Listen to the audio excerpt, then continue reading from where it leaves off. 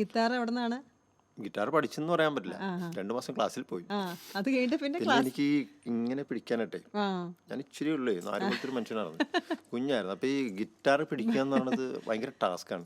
ആകെ ഒരു ഗിറ്റാറേ ഉള്ളു, ചെറിയ ഗിറ്റാർ. അപ്പൊ അതിന് ഭയങ്കര തിരക്കാണ്, ബുക്കിംഗ് ആണ് അവിടെ ചെല്ലുമ്പോ. അപ്പൊ ഞാൻ ചെല്ലുമ്പോ വേറെ എന്നോട് എടുത്തിട്ടുണ്ടാവും. അതൊരു 10 മിനിറ്റ് ഇങ്ങനെ വായിക്കാൻ കിട്ടും, പിന്നെ അതങ്ങോട്ട് പോകും.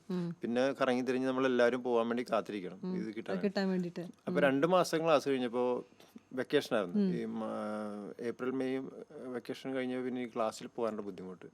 ശനി ഞായറൊക്കെ കഴിഞ്ഞ് പിന്നെ ക്ലാസ് ടൈം കഴിഞ്ഞിട്ടുണ്ടെങ്കിൽ പിന്നെ ഇട ദിവസങ്ങളിലായി ക്ലാസ്. അങ്ങനെ വന്നു കഴിഞ്ഞപ്പോൾ ക്ലാസ് ബ്രേക്കായി, പിന്നെ പതിയെ നിർത്തി. പിറ്റേ വർഷം അത് ഞാൻ മ്യൂസിക് പഠിക്കാൻ വേണ്ടി കയറി. ട്രീസ എന്ന് പറഞ്ഞ ടീച്ചറായിരുന്നു, CSE തന്നെ, കർണാട്ടിക് മ്യൂസിക് പഠിക്കാൻ വേണ്ടിയിട്ട്.